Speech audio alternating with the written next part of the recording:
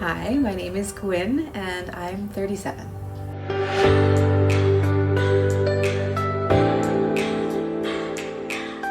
Hello, Gwynne. Hi. Nice to see you. Good, nice to see you too. It's been a while. I know, right? I have a question that I'm going to ask you just to start our conversation off. What do you think people's first impression of you is? That's hard. It's hard to know what other people are thinking. I'd hope they have a good first impression. I try to be friendly, but I can also sometimes be shy. So I guess it just depends on the day, and how things went that morning. And I always have my kids with me, so that is also a factor, depending on how they're behaving. Then people can form their opinion on me and like what kind of a parent I am, where I'm coming from. A lot of people base who you are on what you're wearing. So like if I'm wearing sweatpants and just kind of, don't have my hair done or anything, then, people might want to just stay in a different place or not, try to connect. But yeah, I don't know. No one has ever come up to me and be like, oh, my impression of you was. Right. Typically we don't do that. Right. But I know if I have a good impression, then if someone contacts me later, messages me, or says, hey, let's have our kids have a play date. That's usually the connections I make nowadays. It's just other parents, other moms, and we'll chat in the park. But if someone's like, hey, can my kid play with your kid later? Then I know that, they are interested in maybe, growing a relationship. It's like mom dating. That's awesome. I don't have any kids, so I've never really thought of it that way. But yeah, it's totally a thing. How many kids do you have? I have 3. I have a 10-year-old, a 9-year-old, and then I have a 1-year-old. So we started over. We were halfway to free zone, halfway out of the house, and then we're like, let's have another one. But they're great. They're all great, and they get along. The older ones get along like brother and sister. And then the older 2 are super protective of the baby. So it's great. Especially if I need to have a babysitter. I can say, hey guys, help the babysitter kind of, if she has any questions, and then I don't get these calls right in the middle of whatever I might be doing with my husband, or, if I'm out at the gym or something like that. And I need an hour of time. And I don't have to worry about okay, am I going to have to stop my class in the middle to tell the babysitter where to find diapers, but Do you find it hard to find that mom time, to yourself? it is super hard. It's super hard. So I really want to stay connected with my husband. We've been married we've been together 19 years, and we've been married for 14 years. So it's a long time, and you get comfortable after a while. And so I wanted to make time for him, and I said, let's join the gym together. But he is not really a gym person. He has a gym at his work. He's like, why? Why do I join another gym? So I said, well, let's join Equinox. Equinox is it's special. It has a spa in the bathroom, and the gym itself is clean and great. It doesn't smell like a gym. So I'm like, he would love this gym. Let's go, and we'll go to the gym together. We can do this. But in order to do that, we need to have some kind of care. So then I had to set up a babysitter, and it's really hard for me to leave my littlest one with somebody, just because you just never know what's going to happen. That's why I told you I'm more comfortable with the older ones there, but I'm still nervous.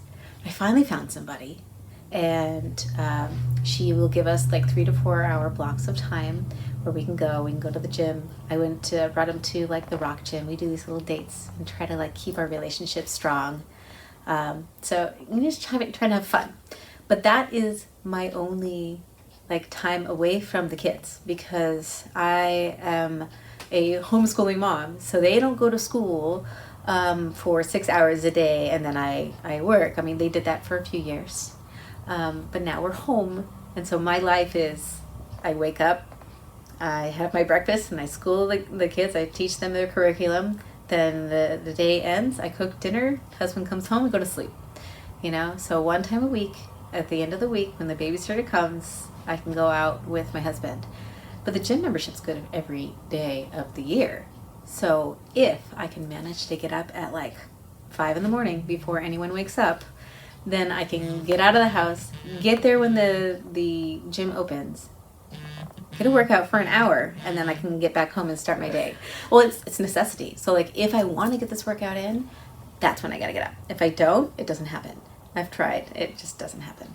And I love yoga. Like I fell in love with yoga a couple of years ago before my newest baby came, and I got like certified in teaching like yoga sculpt and like just a basic vinyasa class, because I figured if I bought the teacher certification, then I would be committed. Like, okay, now you have to go because you spent this large amount of money on learning this thing. And then while I was in that class, I just fell in love with it. It feels so good in my body. Anytime I'm angry or stressed, if I do like an hour of yoga, I feel so much better. And if it's first thing in the morning, it makes my day. Like I'm able to relax. Like kids, they don't know what they're doing, but they push your buttons, right? So if I do an hour in the morning and they push my buttons, I'm less likely to be like, like Momzilla, I can like breathe and let that go, a lot more I can let go if I work out. That's just really good for your mental health, I think. So tell me a little bit about the decision to homeschool the kids. Okay, so they weren't always homeschooled. They started in public school, and then after about 3 years being in public school, I pulled them out. And it was because my son, Tyler, he kind of has a behavioral like challenge, and he's got a lot of energy. So he can't stay still, and he doesn't really take direction very well, which is not good in our public school system. So there are a lot of reasons that I homeschool, but the very first one, my very first why, is my son. So they had an IEP. I don't know if you've ever heard of this particular thing, but it is a thing that you can do with special education children. And they have a team of people that they use to help them adjust to public school. So he had his IEP, which is hard to get for some people, but I put it right at the very beginning when I entered them into school.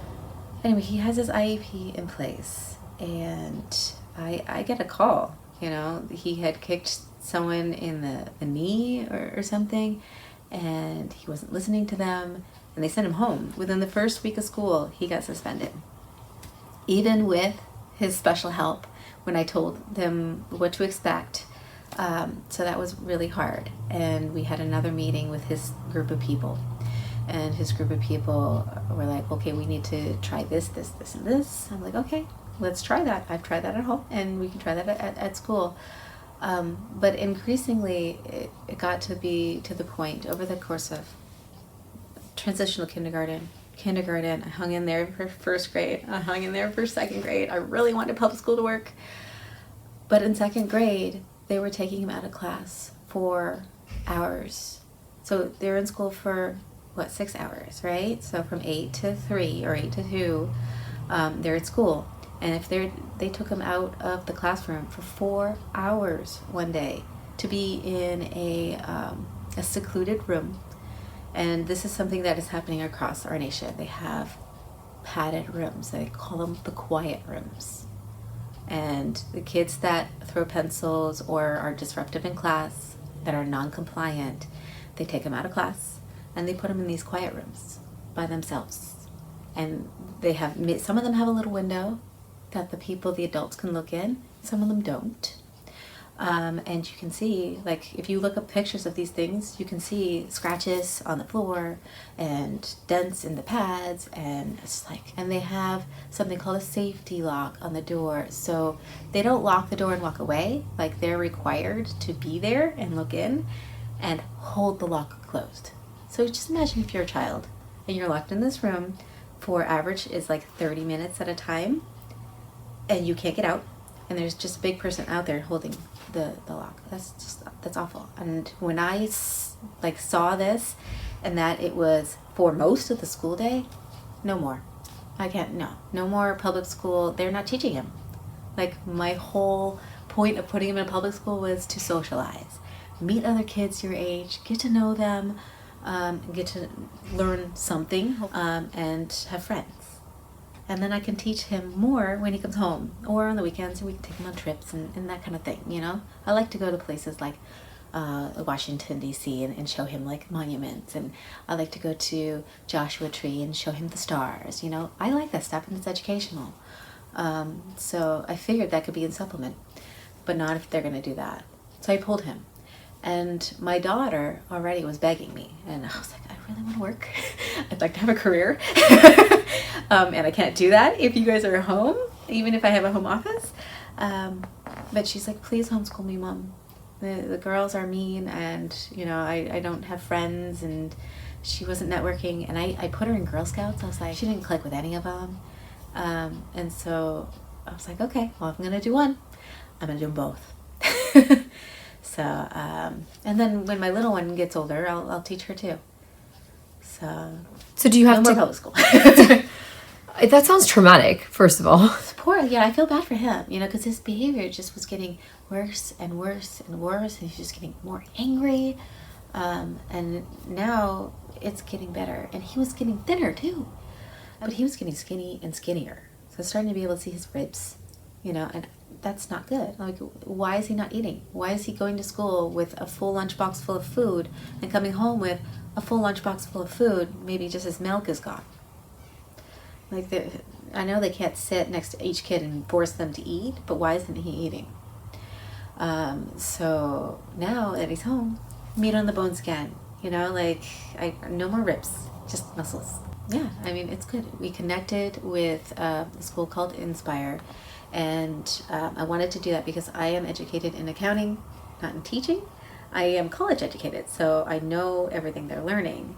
But I thought that if I have a teacher, then if I miss something, if I'm doing something wrong, then she can suggest, okay, well, maybe you should try this or that, or, you know, make sure that they know this by the end of the year.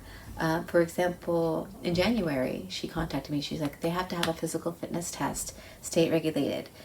So pick a location, and then we'll test how long it takes her to run a mile, how many push-ups can she do, how many sit-ups can she do, what's her BMI, and then they submit those statistics to the state. So, I mean, the public school is doing this too. And then the same thing with the state testing. There's something called a CASAP test, where they test their literacy in reading and math, and I think that might be it for that one. So she helps me know when and where to do that, you know. But I select everything else. So I selected a curriculum for them that is through a company called Timberdoodle. And these Timberdoodlers, or whatever, the people who made this curriculum, they are a small group of engineers. So they put together something that would be STEM and science oriented, because I didn't want to raise them as business people. I'm already a business person, you know, and I can help them with that. But I would love to have more engineers and more scientists in our community.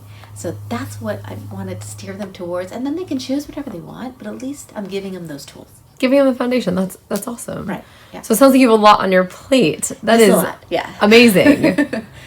So, and I'm learning. Every day I'm learning.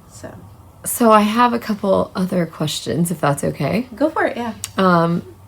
What would be something that would surprise people to know about you? If I told people that I have kind of a wild side, since I am educated in accounting, they'd be like, what? You're not boring and like to just read books and do numbers? Like, don't you love to do math? No. I'm a left-handed person. I have an artist's soul. So I love yoga, and in high school I was a pole vaulter, and I love to do crazy things like skydive, you know, and travel, you know. I can't always follow all my passions, but what I can, I do. I think the pole vaulting thing was pretty surprising. I don't think I've ever met anybody that did pole vaulting. Oh, it's fun. It's really fun. And then, last question. Okay. If you were, you and I met in a parking lot. Sure. So if you were just walking down the street like you do, I'm sure, every day, mm-hmm. with your kids or by yourself, and you just had a sign that you could hold up that would tell people one thing you would want them to know about you, what would it be? Oh, that's an interesting thing. I am a people person, you know. I love to have fun, you know. Like, I admire intelligence. And then hopefully I would attract intelligent people. There you go. Well, is there anything else that you want to share with us?